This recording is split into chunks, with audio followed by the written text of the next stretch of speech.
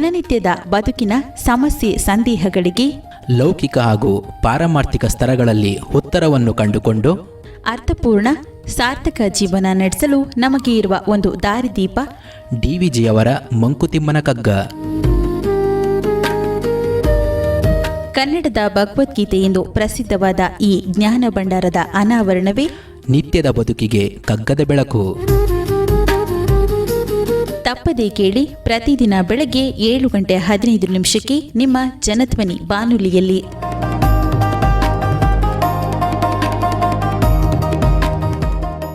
ಆತ್ಮೀಯ ಶ್ರೋತೃಗಳಿಗೆ ನಮಸ್ಕಾರ, ಸುಪ್ರಭಾತ. ಡಿವಿಜಿರವರ ಮಂಕುತಿಮ್ಮನ ಕಗ್ಗದ ಅಧ್ಯಯನ ನಿತ್ಯದ ಬದುಕಿಗೆ ಕಗ್ಗದ ಬೆಳಕು, ಈ ಕಾರ್ಯಕ್ರಮವನ್ನು ಇವತ್ತು ಮುಂದುವರ್ಸೋಣ. ಆವುದಿರುವಿಕೆಗಾದಿ ಎಂದು ಸೃಷ್ಟಿಯ ಮೊದಲು ಆವುದ್ ಅಬ್ಧಿಯ ತೆರೆಗಳಲ್ಲಿ ಮೊಟ್ಟ ಮೊದಲು ಆವುದೆಲರಿನ ನಿಲ್ಲದೆಲೆತಕ್ಕೆ ಗಡುಸೀಮೆ ಈ ವಿಶ್ವ ಕಥೆಯಂತೂ ಮಂಕುತಿಮ್ಮ.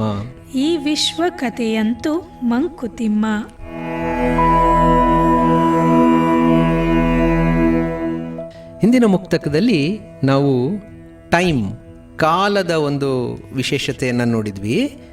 ಈ ವಿಶ್ವದ ಸೃಷ್ಟಿಯಲ್ಲಿ ಕಾಲವನ್ನು ನಾವು ನಿರ್ಣಯಗೊಳಿಸೋವಂಥದ್ದು, ಫಿಕ್ಸ್ ಮಾಡೋವಂಥದ್ದು ಎಷ್ಟು ಹಾಸ್ಯಾಸ್ಪದವಾದಂಥ ಪ್ರಯತ್ನ ಅಂತ ನಾವು ನೋಡಿದ್ವಿ. ಅದನ್ನೇ ಇಲ್ಲಿ ಮತ್ತೆ ಹೇಳ್ತಾ, ಇರುವಿಕೆಗೆ ಅಂದರೆ ನಮ್ಮ ಒಂದು ಅಸ್ತಿತ್ವಕ್ಕೆ ಮೊದಲು ಯಾವುದು ನಮಗೆ ಗೊತ್ತಿಲ್ಲ, ಎಂದು ಸೃಷ್ಟಿಯ ಯಾವಾಗ ಮೊದಲು ಸೃಷ್ಟಿ ಆಯಿತು ಅಂತ ನಮಗೆ ಗೊತ್ತಿಲ್ಲ, ಅದು ಫಿಕ್ಸ್ ಆಯಿತು. ಓಕೆ, ನಾವೀಗ ಅರ್ಥ ಮಾಡ್ಕೊಂಡಿದ್ದೀವಿ, ಅದು ಬಹಳ ಕ್ಲಿಷ್ಟಕರವಾದಂಥ ಒಂದು ಸಮಸ್ಯೆ. ಆದರೂ ಒಂದು ಸೃಷ್ಟಿಲಯ ಕಥನವನ್ನು ಸುಲಭತೆಗೋಸ್ಕರ ನಾವು ಇಟ್ಕೊಂಡಿದ್ದೀವಿ ಅಂತ. ಅದು ಟೈಮ್ ಆಯಿತು. ಈಗ ನೆಕ್ಸ್ಟು ಸ್ಪೇಸ್ ಅಥವಾ ವಸ್ತು. ಕಾಲ ಯಾವಾಗ ಅಂತ ಒಂದಾದಮೇಲೆ ಯಾವುದು ಮೊದಲು ಬಂತು ಅನ್ನೋ ಪ್ರಶ್ನೆ ಬರುತ್ತೆ. ಯಾವುದನ್ನೇ ನಾವು ಸೃಷ್ಟಿ ಅಂತ ಕೇಳಿದಾಗ ಯಾವಾಗ ಆಯಿತು ಅಂತ ಕೇಳ್ತೀವಿ. ನೆಕ್ಸ್ಟ್ ಏನಾಯಿತು ಅಂತ ಕೇಳ್ತೀವಿ, ಯಾವುದು ಬಂತು ಫಸ್ಟು ಅಂತ. ಸೊ ಹಾಗೆ ಯಾವುದು ಅನ್ನೋದನ್ನು ಕೂಡ ಬಹಳ ಸ್ಪಷ್ಟವಾಗಿ ಹೇಳೋವಂಥದ್ದು ಬಹಳ ಕಷ್ಟ ಅನ್ನೋವಂಥದ್ದು ನಾವಿಲ್ಲಿ ಅರ್ಥ ಮಾಡ್ಕೊಳ್ಬೇಕು. ಅದು ಹೇಗೆ ಕಷ್ಟ ಅಂತಂದರೆ, ಇವಾಗ ನಾವು ಸಮುದ್ರಕ್ಕೆ ಹೋಗಿ ಸಮುದ್ರದ ಅಲೆಗಳನ್ನು ನೋಡ್ತಾ ಇದ್ದೀವಿ ಅಂತ ಅಂದ್ಕೊಳ್ಳೋಣ. ಒಂದಾದ್ಮೇಲೆ ಒಂದು ಅಲೆಗಳು ಬರ್ತಾ ಇದೆ. ಅಲೆಗಳಲ್ಲಿಂದ ಬರುತ್ತೆ, ನಮ್ಗೆ ಕಾಣಿಸೋಕ್ಕೆ ಪ್ರಾರಂಭ ಆಗುತ್ತೆ, ಹತ್ರಕ್ಕೆ ಬಂತು, ದಡಕ್ಕೆ ಹೊಡೀತು, ವಾಪಸ್ ಹೋಯಿತು. ಇದು ವಾಪಸ್ ಹೋಗ್ತಿರೋ ಹೊತ್ತಿಗಾಗಲೇ 4-6 ಅಲೆಗಳು ಮತ್ತೆ ಬರೋಕ್ಕೆ ಶುರುವಾಗುತ್ತೆ. ಬಂತು ಹೊಡೀತು, ವಾಪಸ್ ಹೋಯಿತು ಅನ್ನೋಷ್ಟೊತ್ತಿಗೆ ಇನ್ನೊಂದು ಬಂತು. ರೈಟ್. ಸೊ ನಾನು ಅಲ್ಲಿ ಹೋಗಿ ನಿಂತ ನಂತರ ನಾನೇನು ಮಾಡ್ತೀನಿ, ಇದು ಮೊದಲನೇ ಅಲೆ, ಇದು 2ನೇ ಅಲೆ, ಇದು 3ನೇ ಅಲೆ ಅಂತ ಎಣಿಸೋದಕ್ಕೆ ಸಾಧ್ಯ.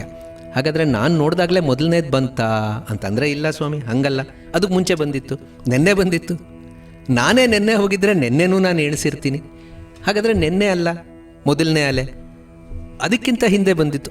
ಅದಕ್ಕಿಂತ ಹಿಂದೆ ಅಂದರೆ ಯಾವಾಗ? ತಿರ್ಗಾ ಕಾಲದ ಗಣನೆ ಅಲ್ಲಿ ಬಂತು. ಅದು ಎಷ್ಟೋ ಸಹಸ್ರಾರು ವರ್ಷಗಳ ಹಿಂದೆ ಮೊದಲು ಸೃಷ್ಟಿಯಾದಾಗ ಮೊದಲನೇ ಅಲೆ ಬಂದಿರ್ಬೋದು. ಅದು ಯಾವುದು ಅಂತ ನಾನು ಇವಾಗ ಹೇಗೆ ಹೇಳಕ್ಕೆ ಸಾಧ್ಯ? ಅದು ಹೇಳಕ್ಕೆ ಸಾಧ್ಯ ಇಲ್ಲ. ಸೊ ಅಂತಹ ಪುರಾತನವಾದಂತಹ ಸೃಷ್ಟಿ ಇದು.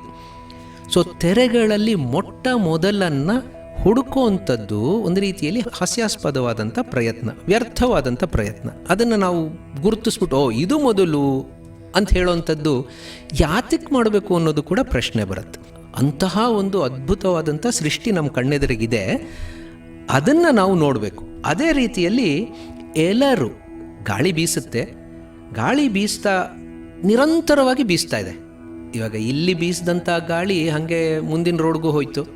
ಸೊ ಆ ಮುಂದಿನ ರೋಡಲ್ಲಿ ಏನಾದರೂ ಬ್ಲಾಕ್ ಇದೆಯಾ, ಒಂದು ಗೋಡೆ ಇದೆಯಾ? ಇದಕ್ಕಿಂತ ಮುಂದೆ ಈ ಗಾಳಿ ಹೋಗೋಂಗಿಲ್ಲ, ಅದು ಮುಂದಕ್ಕೆ ಹೋಗ್ತಾ ಇರುತ್ತೆ.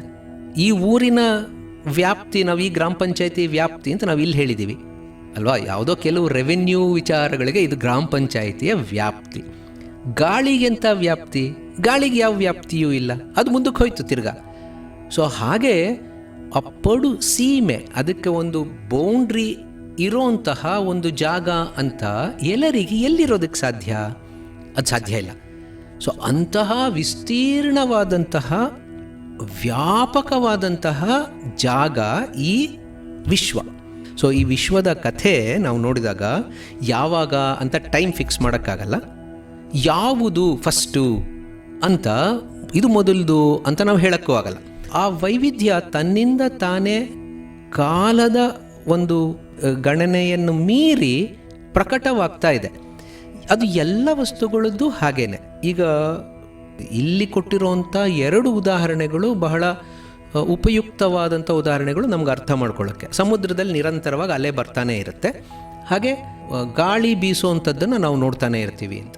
ಇದೇ ಉದಾಹರಣೆ ಜೀವನದ ಎಲ್ಲ ಆಯಾಮಗಳಿಗೂ ಕೂಡ ಅನ್ವಯವಾಗುತ್ತೆ. ಈಗ ಕೋಳಿ ಮೊದಲು ಬಂತೋ ಮೊಟ್ಟೆ ಮೊದಲು ಬಂತೋ ಅನ್ನೋಂಥದ್ದು ಪ್ರಶ್ನೆ.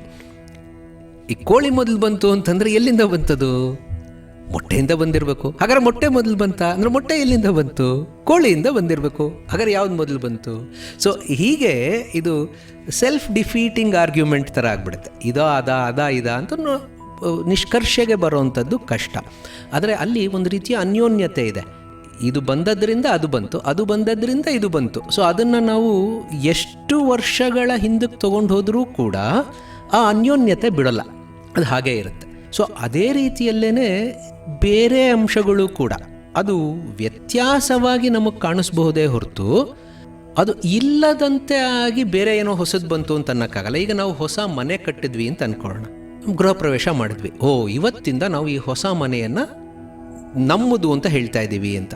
ಹಾಗಾದರೆ ಆ ಮನೆ ಹೇಗೆ ನಿರ್ಮಾಣ ಆಯಿತು?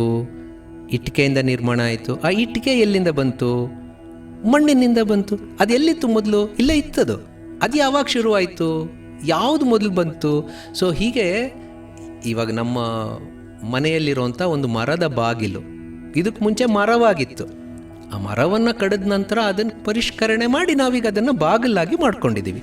ಸೊ ಹಾಗೆ ಪ್ರತಿಯೊಂದು ಅಂಶವನ್ನು ನಾವು ನೋಡಿದಾಗಲೂ ಕೂಡ ಇದು ಬಿಗಿನಿಂಗು, ಇದು ಎಂಡಿಂಗು ಈ ವಸ್ತುವಿಗೆ ಅಂತ ನಾವು ನಿಷ್ಕರ್ಷೆ ಮಾಡೋದಕ್ಕೂ ಕೂಡ ಬಹಳ ಕಷ್ಟ.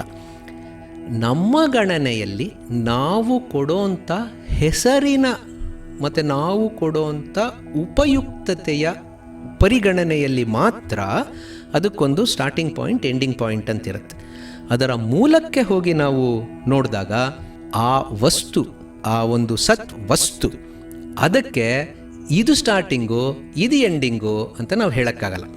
ಮರ ಇತ್ತು, ಆ ಮರವನ್ನು ಕಡಿದು ಹಲಗೆಯನ್ನಾಗಿ ಮಾಡಿಕೊಂಡು ನಾವು ಈಗ ಬಾಗಿಲಾಗಿ ಮಾಡಿದ್ದೀವಿ. ಕಾಲಕ್ರಮೇಣ ಆ ಬಾಗಿಲು ಮುರಿಯುತ್ತೆ. ಮುರಿದ ನಂತರ ಅದು ಬಾಗಿಲಲ್ಲ, ಆದರೆ ಇನ್ನೂ ಮರನೇ ಅದು. ಸೊ ಹಾಗೆ ಮರಕ್ಕೆ ಎಲ್ಲಿ ಆದಿ ಯಾವಾಗ ಬಂತು? ಮೊದಲನೇ ಮರ ಯಾವಾಗ ಪ್ರಪಂಚದಲ್ಲಿ ಹುಟ್ಟಿತು ಅಂತಂದರೆ ಅದನ್ನು ನಾವು ಸ್ಪಷ್ಟವಾಗಿ ಹೇಳೋವಂಥದ್ದು ಸಾಧ್ಯ ಆಗಲ್ಲ. ಸೊ ಹಾಗೆ ಇರಿವು ಇವಾಗ ಇರೋಂಥದ್ದು ನಮಗೆಲ್ಲ ಕಣ್ಣಿಗೆ ಕಾಣಿಸ್ತಾ ಇದೆ. ಅದರ ಮೂಲವನ್ನು ನಾವು ಹುಡುಕ್ತಾ ಹೋದಾಗ ಹೇಗೆ ಕಾಲದ ಗಣನೆಯಲ್ಲಿ ನಾವು ಈ ಕಾಲವನ್ನು ನಿರ್ಧಾರ ಮಾಡೋಕ್ಕೆ ಸಾಧ್ಯ ಇಲ್ಲಪ್ಪ ಅಂತ ಅಂದ್ಕೊಂಡ್ವೋ, ಹಾಗೆ ವಸ್ತುಗಳ ಗಣನೆಯನ್ನು ನಾವು ಮಾಡೋಕ್ಕೆ ಪ್ರಾರಂಭ ಮಾಡಿದಾಗಲೂ ಕೂಡ ಇದು ಮೊದಲು ಬಂತು ಇದು ಆಮೇಲೆ ಅನ್ನೋಂಥದ್ದು ಕಷ್ಟದ ಒಂದು ನಿಷ್ಕರ್ಷೆಯಾಗತ್ತೆ. ಒಂದು ಸಿದ್ಧ ವಸ್ತುವನ್ನು ಯಾವಾಗ ಬಂತು ಅಂತ ನಾವು ಹೇಳ್ಬೋದೇ ಹೊರತು ಮೂಲ ವಸ್ತುವನ್ನು ಈಗಲೇ ಬಂದಿದ್ದು, ಇದೇ ಮೊದಲು ಬಂದಿದ್ದು ಅಂತ ಹೇಳೋದಕ್ಕೆ ಸಾಧ್ಯವಾಗಲ್ಲ. ಸೊ ಹಾಗೆ ಈ ರೀತಿಯ ಕಟ್ಟು ಕಥೆಯ ಭಾಗವಾಗಿ ವಸ್ತುಗಳಿಗೆ ಆದಿ ಅಂತ್ಯವನ್ನು ಹುಡುಕುವಂಥದ್ದು ಕೂಡ ಒಂದು ರೀತಿಯಲ್ಲಿ ವ್ಯರ್ಥ ಪ್ರಯತ್ನ ಅನ್ನೋದನ್ನು ನಾವು ನೋಡ್ತೀವಿ.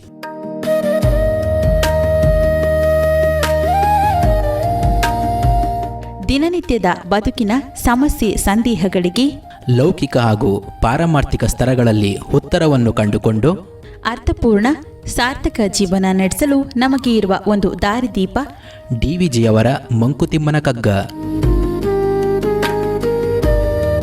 ಕನ್ನಡದ ಭಗವದ್ಗೀತೆ ಎಂದು ಪ್ರಸಿದ್ಧವಾದ ಈ ಜ್ಞಾನ ಭಂಡಾರದ ಅನಾವರಣವೇ ನಿತ್ಯದ ಬದುಕಿಗೆ ಕಗ್ಗದ ಬೆಳಕು. ತಪ್ಪದೇ ಕೇಳಿ, ಪ್ರತಿದಿನ ಬೆಳಗ್ಗೆ 7:15 ನಿಮ್ಮ ಜನಧ್ವನಿ ಬಾನುಲಿಯಲ್ಲಿ.